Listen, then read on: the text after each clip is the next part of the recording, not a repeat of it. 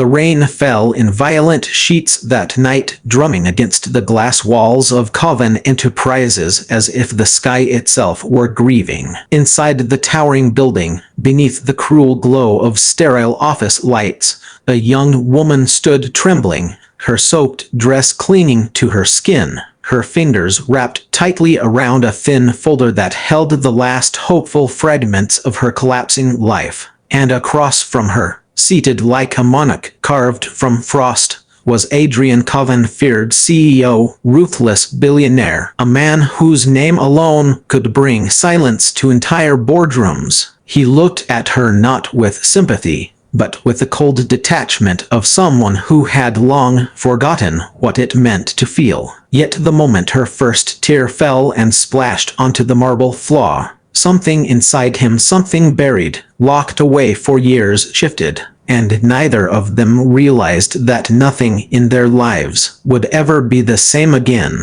If you believe in kindness, redemption, and second chances, make sure to like, comment, share, and subscribe to the channel. Your support helps us bring more inspiring stories to life. In the quiet aftermath of that first tear, Maya Patel almost wished she could swallow her sorrow back down. But it was too late. She had come here as a last resort, her father unconscious in a hospital bed, bills piling up like a slow and suffocating avalanche, and the eviction notice on her apartment door still burning in her memory. She had thought she could hold herself together long enough to beg a stranger for help, a stranger who had the power to save or destroy with a flick of a pen. But standing in Adrian Coven's presence was like facing a storm dressed as a man. His energy was sharp, commanding, and impenetrable, and the office around him reflected that same merciless aura. She knew he didn't care who she was, but she had hoped he might at least care about right and wrong. Maya's father had once been a loyal employee in one of Coven's factories, a man who believed deeply in hard work and integrity. But after an accident at the plant left him severely injured, the company denied responsibility, citing technicalities and legal loopholes. Everything had spiraled from their medical debts, lost income, and the slow fading of a man who had always been her anchor. Desperate to keep her father alive, Maya had chased every possibility, every charity, every program,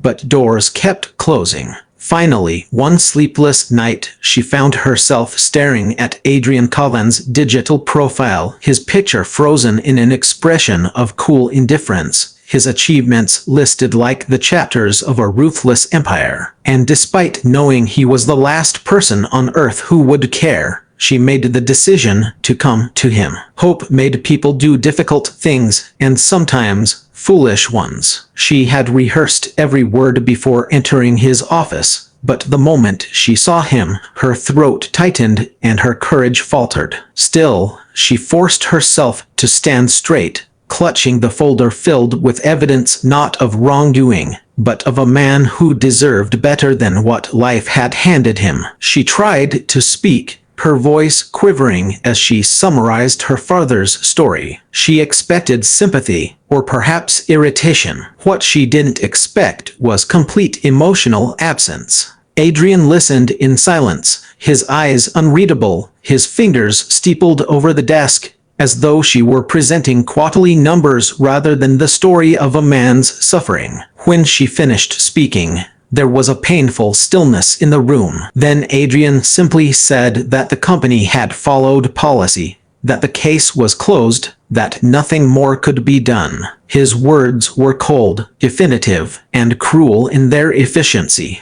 Something inside Maya broke open, not in anger, but in grief too heavy to contain. That was when the tear fell, and something, for the first time in years, cracked in Adrian too. He had spent so long avoiding anything that resembled vulnerability. After losing his mother as a teenager and watching his father, a man even colder than he, suppress every emotion, Adrian had learned early that feelings were liabilities. He had built his empire by being untouchable, by cutting away anything that resembled softness or empathy. But the sight of Meyer, drenched and trembling, her grief unfiltered and painfully human, struck a chord in him he didn't know still existed. It felt like witnessing a version of himself he had forgotten, someone who once cared, once cried, once believed that people mattered. For a long moment, he stared at her as if seeing a stranger and a mirror all at once. Meyer wiped at her cheeks, embarrassed and defeated, whispering an apology for wasting his time. She knew there was nothing left to say. She turned to leave, though every step seemed heavier than the last. But before she could reach the door, Adrian's voice, sharp but unsteady, cut through the room. He told her to wait, and though Meyer didn't understand why, she paused, her hand frozen on the doorknob. Adrian found himself questioning his own instincts. All his life, decisions had been driven by logic and calculated benefit. Helping her made no sense, but something inside him refused to let her walk out. Perhaps it was guilt. Perhaps it was empathy awakening from a long sleep. Or perhaps it was the way her vulnerability confronted his own buried wounds. Slowly, as if the weight of the world pressed against his chest, he asked her to sit again. Meyer hesitated, unsure whether this was another blow waiting to be delivered, but she obeyed. And in that moment, a faint, unexpected warmth seeped into the cold office air as if fate itself leaned forward to listen. Adrian asked for the folder, flipping through photographs of her father in the hospital, medical reports, old pictures of him smiling proudly beside Meyer during her school graduations. There was something hauntingly pure about the way Meyer had put her life on hold to take care of him. Something selfless, something he hadn't seen in years. He felt discomfort, no shame rising in him. For the first time, he saw not just a case number or an expense to minimize, but a human life affected by choices made in glass offices far above. He realized that behind every corporate decision were families like Meyer's, fighting battles they should never have had to fight. He closed the folder and rubbed his temples, his mask slipping ever so slightly. Meyer watched him cautiously, confused by the flicker of humanity she saw in him. She wasn't expecting miracles, she only needed someone to care enough to look twice. And perhaps, despite everything, he finally did. The next few days were a whirlwind of tension and uncertainty.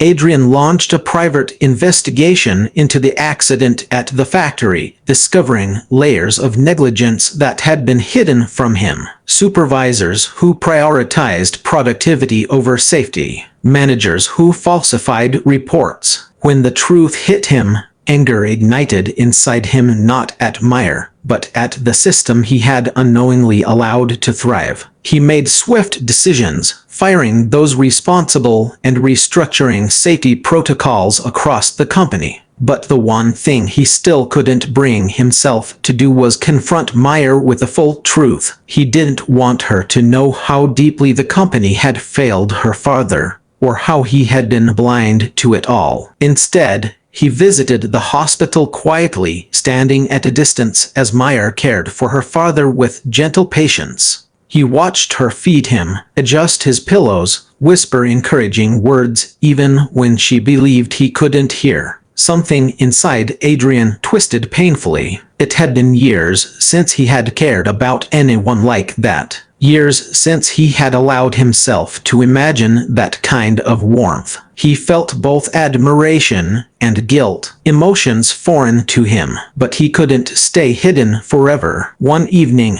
carrying a bouquet of lilies he wasn't entirely sure how to explain, Adrian approached her in the hospital corridor. Meyer looked stunned to see him outside the realm of his corporate throne. Her eyebrows lifted, her posture tense, not from fear, but wariness. But when he handed her the flowers with a sincerity that surprised even him, her posture softened. She didn't know why this powerful man was suddenly trying, but she sensed it wasn't for show. What followed was a slow, delicate transformation. Adrian began helping with hospital expenses, then took personal responsibility for her father's treatment. He visited often, at first awkwardly, then with a growing sense of belonging. He learned things about Maya's life, her dreams, her struggles, her small hopes that she clung to like fragile treasures. And with every visit, he felt his own walls crumble, brick by brick. But change was rarely simple. Rumors began swirling in the company. Investors questioned his decisions. Old board members whispered that Maya was manipulating him. Adrian felt pressure from every direction, the cold claws of his past life tugging him back toward the man he used to be. For the first time, kindness felt like a risk, one that could cost him everything. Yet every time he saw Maya's tired smile or her father's slow but steady recovery, he felt something stronger than fear. He felt purpose. One night, as he stood beside her in the dim hospital room, watching her father sleep peacefully for the first time in months, something inside him shifted permanently. The weight of his past, his loneliness, his carefully constructed emotional armor, it all felt unnecessary. Maya noticed his expression, the vulnerability etched into it. She didn't say anything, but the gentle understanding in her eyes spoke louder than words ever could. It was the first time Adrian felt seen, not as a CEO, not as a power figure, but as a human being trying to find redemption. The journey wasn't perfect. There were setbacks, moments of doubt, moments where Maya questioned his intentions and Adrian battled his instincts to retreat. But step by step, they found a fragile but powerful connection, one built not on convenience, but on healing. And as Maya's father eventually opened his eyes one morning, weak but smiling, tears streamed down Maya's cheeks. Adrian stood beside her, unable to stop his own eyes from burning with emotion. He felt the warmth of her hand slip into his, steady and real. And in that moment, the last remnants of his coldness melted away. If this story has touched your heart so far, please take a moment to like, comment, share, and subscribe to support the channel.